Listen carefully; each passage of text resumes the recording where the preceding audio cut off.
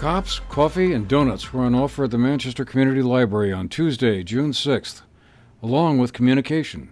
I think what we'll do first is we'll go ahead and we'll introduce ourselves. I think I heard someone say that they were pretty surprised to see how many officers they have here in town.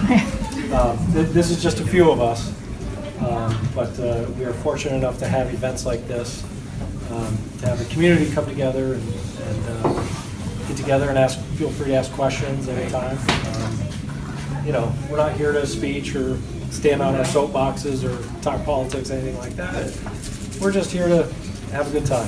So, Jason, we'll start with you. Officer Jason Thomas. Been 11 years on the job. Started in Bennington County. Just about an even split between Bennington County and here. Okay. Sounds good enough. Yeah. So I'm Officer Chris Mason. I've been with Manchester for about 5 years.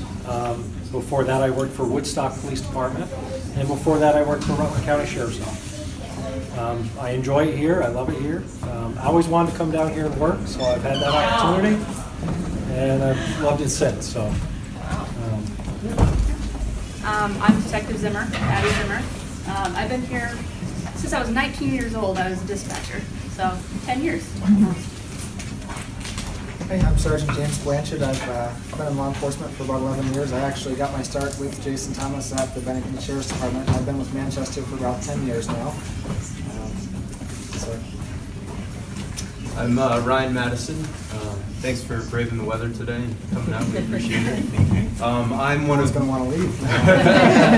I'm one of Manchester's newest full-time officers. I've been a part-time officer with Manchester since 2014. And in November of 2016, I graduated from the academy and began full-time with Manchester.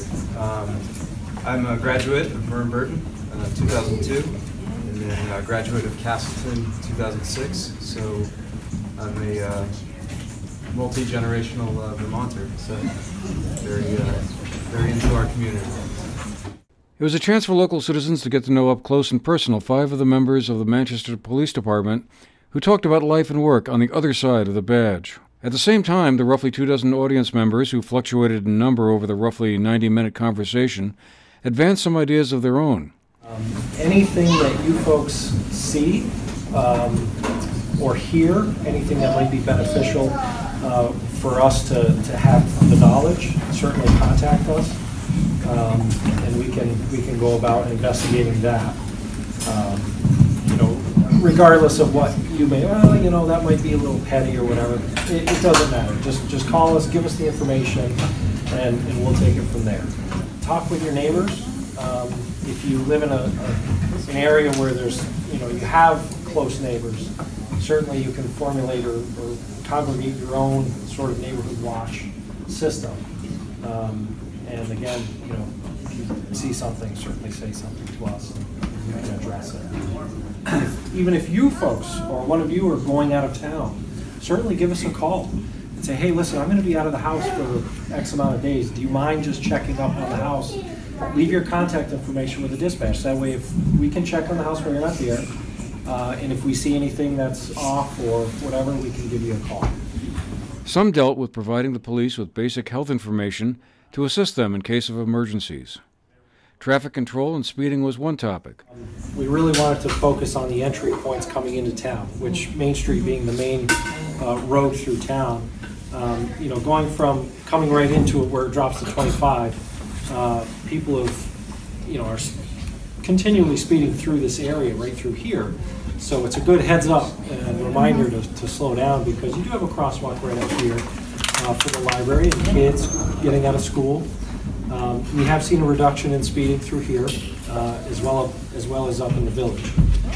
So they are working, but yes, they will be moved around. Good. Go ahead. I'm Marion Haynes. I have known Mike Hall for a very long time, so he and I chat about one thing or another every once in a while.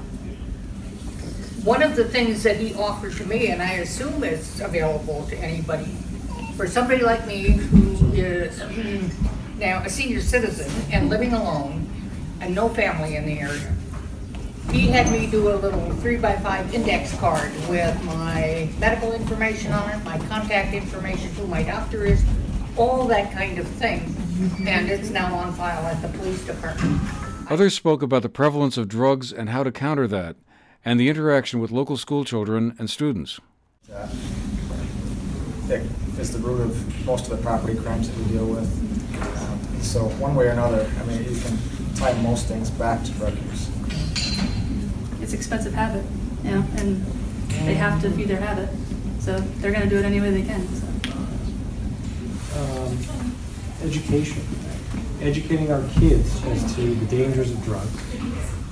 And without that education, without that background, I believe they would be more susceptible to trying it.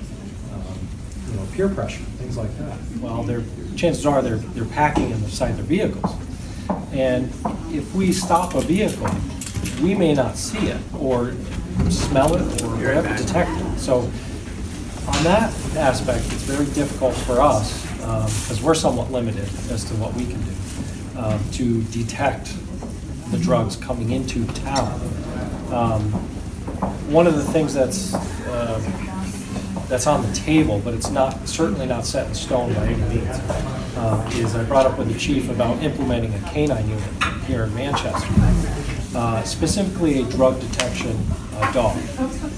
And that will enable us on car stops and things like that to better detect if there's drugs being transported into town. So that would be another tool that the police department would have to combat the drug problem. Some mornings we'll stand in front of the school and just kind of monitor traffic, just give general reminders of you know, safe places to drop children off and you know, alternate routes and everything. And I've really enjoyed it because it's a nice time to see the kids. I mean, we'll be out there sometimes in snowstorms, and you know, you just try to smile and remind them they're one day closer to summer vacation. Then the next day they get a snow day, so it kind of takes them back a little bit. But you know, I'm always amazed at how friendly the children are and how personable they are toward the police and this profession, because you don't see that all the time. It's important to offer alternatives to the students, and one of the things that we try to do is kind of open a dialogue with the students and, you know, offer them to speak with us if they have a problem. It doesn't necessarily have to be a criminal issue. I mean, we all come from very diverse backgrounds. I mean, I was working at Hildene for 9 years prior to joining law enforcement, so some of you may recognize me from there. Yeah. But I mean, I have a degree in sociology, so that's one of the reasons that I also got into law enforcement, was to kind of talk with people, because a lot of people know my mom, Paula. She likes to talk. It was something that I inherited from her. So. Detective Abby Zimmer was asked by State's Attorney Erica Marthage, herself a Manchester resident, what it was like being the only female member of the police force, and was this a career girls should be open to considering. It's challenging, but it's also very rewarding. You're not the only woman. She is the only one. She is. Yep. Actually, I believe the very first female police officer in Manchester. Really? Yep. It's not the first time the Manchester Police Department has reached out with an offer of a coffee with a cop, and probably not the last. For the GNet TV News Project, I'm Andrew McKeever.